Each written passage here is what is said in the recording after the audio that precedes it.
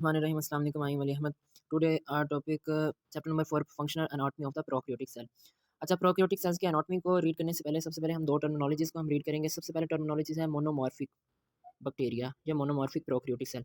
तो monomorphic bacteria या prokaryotic cell वो होते हैं कि वो बैक्टीरिया जो थ्रू आउट द लाइफ अपनी एक शेप को मेंटेन रखते हैं। जेनेटिकली जो मोस्ट ऑफ द बैक्टीरिया होते हैं वो क्या होते हैं, मोनोमॉर्फिक होते हैं, अपनी शेप को चेंज नहीं करते, उन्हें हम बोलते हैं मोनोमॉर्फिक बैक्टीरिया। तो मोस्टली जो बैक्टीरिया होते हैं वो मोनोमॉर्फिक इन फॉर्म में होते हैं। और दूसरी टर्मिनोलॉजी यहाँ पर यूज़ होगी पैलियोमॉर्फिक बैक्टीरिया। वो बैक्टीरिया जो इन्वायरमेंटल कंडीशन के चेंज होने की वजह से, लाइक टेम्परेचर या पीएच के चेंज होने की वजह से अपनी शेप को चेंज कर लेते हैं, उन्हें हम बोलते हैं पैलियोमॉर्फिक बैक्टीरिया। और वो बैक्टीरिया जो अपनी शेप को चेंज नहीं करते थ्रू आउट द लाइफ, उन्हें हम क्या बोलते हैं, मोनोमॉर्फिक बैक्टीरिया बोलते हैं। पैलियोमॉर्फिक बैक्टीरिया में कॉर्नी बैक्टीरियम आ जाते हैं, राइजोबियम बैक्टीरियम आ जाते हैं। इसके हम नेक्स्ट स्लाइड में भी हम इसको रीड करेंगे। आगे हम देखेंगे कि बैक्टीरिया का जो डायामीटर होता है ना वो 0.2 माइक्रोमीटर से लेकर 2 माइक्रोमीटर इतनी रेंज तक इनका डायमीटर होता है। और इनकी जो लेंथ होती है वो 2 से 8 माइक्रोमीटर के दरमियान होती है। तो इनका डायमीटर कितना होता है, 0.2 से लेकर 2 माइक्रोमीटर तक, और इनकी लेंथ कितनी होती है, 2 से 8 माइक्रोमीटर तक। अब बैक्टीरिया को उनकी शेप की बेस पर हम 3 क्लासेस में डिवाइड करते हैं। वैसे तो कई और भी बैक्टीरिया की शेप्स होती हैं, लेकिन मोस्टली जो बैक्टीरिया होते हैं वो इन शेप के अंदर पाए जाते हैं। या वो स्फेरिकल या ओवल शेप बैक्टीरिया होते हैं, या रोड शेप में फॉर्म में होते हैं, या स्पाइरल की फॉर्म में होते हैं। जो स्फेरिकल या ओवल शेप बैक्टीरिया होते हैं उन्हें हम कोक्साई बोलते हैं। अच्छा, जब कोक्साई रिप्रोड्यूस करने लगते हैं तो याद रखें उनके जो सेल्स होते हैं वो आपस में अटैच रहते हैं। तो वो सेल जो पेयर की फॉर्म में एक दूसरे के साथ अटैच रहते हैं उन्हें हम बोलते हैं डिप्लोकोक्साई। वो और उनमें जो प्लेन ऑफ डिवीजन होती है, just one plane of division होती है। तो याद रखना है कि वो बैक्टीरिया के सेल जो आपस में अटैच रहते हैं जब उनकी रिप्रोडक्शन होती है और वो पेयर के फॉर्म में रहते हैं, उन्हें हम क्या बोलते हैं, डिप्लोकोक्साई बोलते हैं। वो बैक्टीरिया जो रिप्रोड्यूस होते हैं और उनमें रिप्रोडक्शन जो होती है, डिवीजन जो होती है वो टू प्लेन डिवीजन होती है, और उसमें कोक्साई के 4 ग्रुप्स का कोक्साई बनता है। ठीक है, यानी कि 2 पेयर्स बनते हैं। ये एक पेयर हो गया और ये दूसरा पेयर हो गया। टोटल कितने कोक्साई बने, 4 कोक्साई बने।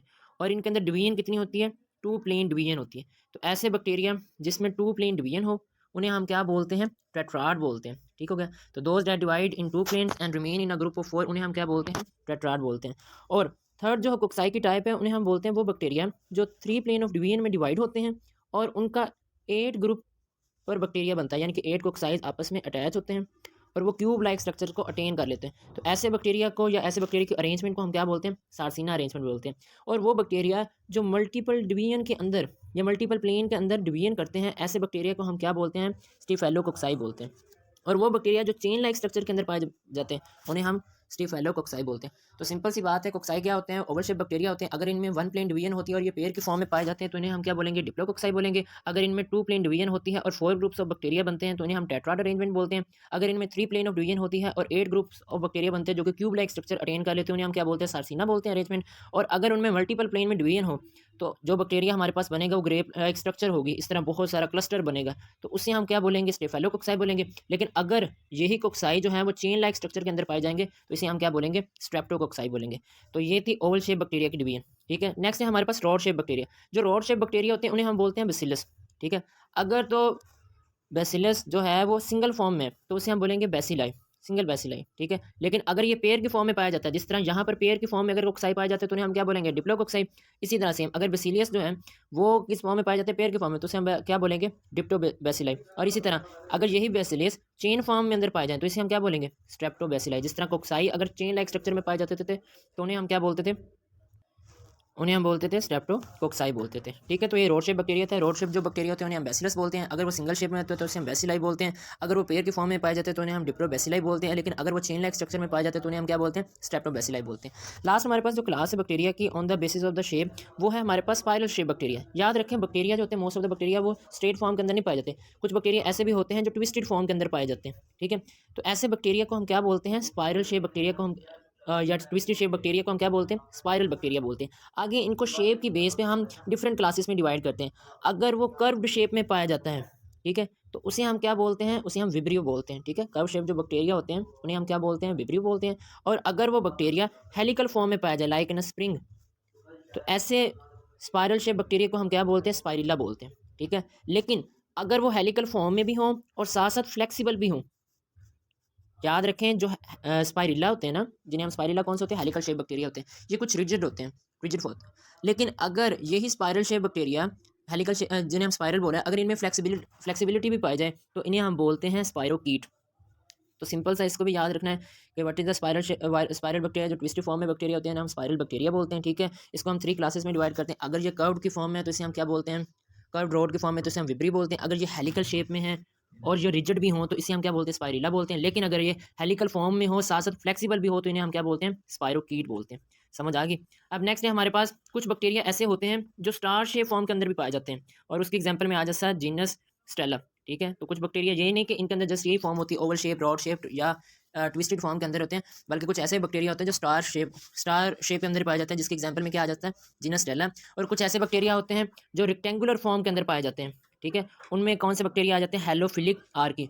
हेलोफिलिक आर्की का ये ऐसे बैक्टीरिया हैं जो किस फॉर्म के अंदर पाए जाते हैं, रेक्टेंगुलर फॉर्म के अंदर। और कुछ होते हैं जो ट्रायंगुलर फॉर्म के अंदर पाए जाते हैं। बाकी वो टर्मिनोलॉजीज जो मैंने आपको पहले बता दी थी कि कुछ मोस्टली जो बैक्टीरिया होते हैं वो क्या होते हैं, मोनोमॉर्फिक होते हैं, मीन कि थ्रू आउट द लाइफ उनकी शेप जो रहती है वो एक जैसी रहती है।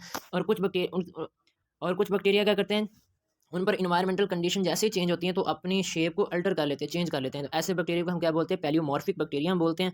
और कुछ ऐसे भी होते हैं वो जेनेटिकली पैलियोमॉर्फिक होते हैं, मीन वो पैदा होते हैं और उसके बाद अपनी शेप को अल्टर करने लग जाते हैं, चेंज करने लग जाते हैं। और उसके एग्जांपल में क्या आ गया, राइजोबियम और कॉर्नी बैक्टीरिया में आ जाता है। Now let's move toward the book where we will read about that.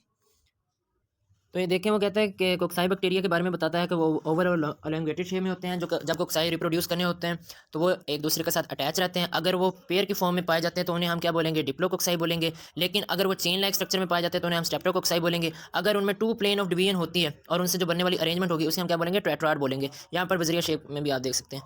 तो ये डिप्लोबेसिलाई जो कि पेयर की फॉर्म में पाए जाते हैं। जो चेन लाइक स्ट्रक्चर में होते हैं उन्हें हम क्या बोलते हैं, स्टेप्टोकोक्साई। और जो 2 प्लेन जिनमें डिवीजन होती है और 4 groups of Oval shape bacteria बनते हैं उन्हें हम क्या बोलते हैं, उस अरेंजमेंट को हम टेट्राड बोलते हैं।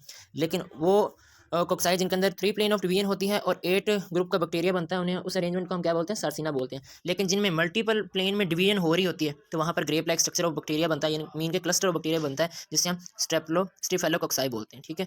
तो ये सारा का सारा इस पैराग्राफ में आप रीड करेंगे तो ये सारी चीज़ें आएंगी। इसी तरह बेसिलाई के बारे में आ जाएगा कि अगर वो सिंगल फॉर्म में अंदर पाए जाते हैं तो हम सिंगल बेसिलाई बोलते हैं। अगर वो पेयर के फॉर्म में पाए जाते हैं तो उसे हम क्या बोलेंगे, डिप्लोबेसिलाई बोलेंगे। अगर वो चेन फॉर्म के अंदर पाए जाते हैं तो उसे हम क्या बोलेंगे, स्टेप्टोबेसिलाई बोलेंगे। अच्छा, याद रखना यहाँ पर एक और बैक्टीरिया के बारे में भी बताता है जिसका नाम है कोकोबेसिलाई। अच्छा, वो कुछ बेसिलाई ऐसे होते हैं जो नज़र तो होते बेसिलाई हैं, लेकिन उनकी शेप जो है वो ओवल होती है। ओवल शेप किनकी होती है, कोक्साई की होती है। सो इसी वजह से उनकी शेप क्योंकि कोक्साई से मिलती है और वो खुद क्या होते हैं, बेसिलाई। इसी वजह से ऐसे बैक्टीरिया को हम क्या बोलते हैं, कोकोबेसिलाई। तो ये इसके बारे में था। नेक्स्ट स्लाइड में देखें। अच्छा, यहाँ पर ना एक क्वेश्चन उसने बड़ा पूछा। माइक्रोबायोलॉजी में ना बेसिलस जो है वो 2 जगह पर यूज़ किया जाता है, ठीक है। एक तो हमने ओवल शेप बैक्टीरिया को बोल दिया, ठीक है। कुछ जो बैक्टीरिया होते हैं उन्हें हम क्या बोलते हैं, ओवल शेप। और एक स्पेसिफिक बैक्टीरिया के एक जीनस को ज़ाहिर करता है जिसका नाम होता है बेसिलस एंथ्राक्स, बेसिलस एंथ्राक्टिस, ठीक है। ये जो बैक्टीरिया होता है ना, ये एक डिजीज़ कॉज करता है जिसका नाम होता है एंथ्राक्स। तो याद रखना है, एक तो शेप की बेस पर हम बेसिलाई बोलते हैं, और माइक्रोबायोलॉजी में दूसरा बेसिलाई कहाँ पर हम यूज़ करते हैं, एक जीनस जिसका नाम क्या होता है, बेसिलस एंथ्राक्टिस। और वो क्या डिजीज़ काज करता है, एंथ्राक्स काज करता है। तो आई थिंक इसका समझ आ गया। ये पैराग्राफ में वो यही चीज़ बताता है। फिर उसके बाद वो स्पाइरल शेप बैक्टीरिया के बारे में बताता है कि कुछ ट्विस्टेड शेप बैक्टीरिया होते हैं जिन्हें हम स्पाइरल बैक्टीरिया बोलते हैं। उसमें अगर वो कर्व फॉर्म के अंदर पाया जाता है तो उसे हम विब्री बोलेंगे। लेकिन अगर वो हेलिकल फॉर्म के अंदर पाया जाता है तो उसे हम स्पाइरल शेप बैक्टीरिया बोलेंगे। और अगर वो हेलिकल फॉर्म के अंदर पाया जाए साथ साथ वो फ्लेक्सिबल भी हो तो उसे हम क्या बोलेंगे, स्पाइरोकीट बोलेंगे। याद रखें कि स्पाइरोकीट जो मूव करते हैं वो एक्सियल फिलामेंट के मदद से मूव करते हैं। अब एक्सियल फिलामेंट क्या होते हैं, ये फ्लैजेला के थ्रू ही होते हैं, फ्लैजेला के जैसे ही होते हैं। इसको हम नेक्स्ट लेक्चर में हम इंशाल्लाह रीड करेंगे। फिर लास्ट में वो बताता है मोनोमार्फिक के बारे में, पैलियोमार्फिक के बारे में बताता है। और कुछ बैक्टीरिया ऐसे होते हैं जो जेनेटिकली ही पैलियोमार्फिक होते हैं, यानी कि पैदा होते ही साथ अपनी शेप को चेंज करने लग जाते हैं। और उसके एग्जांपल में राइजोबियम और कॉर्नी बैक्टीरिया में आते हैं। नेक्स्ट इंशाल्लाह we will read about the glycocalyx and the flagella. आज का हमारा लेक्चर यहीं पे एंड होता है। अगर किसी बात की समझ आए तो कमेंट सेक्शन में पूछ सकते हैं। ओके, खुदा हाफिज़।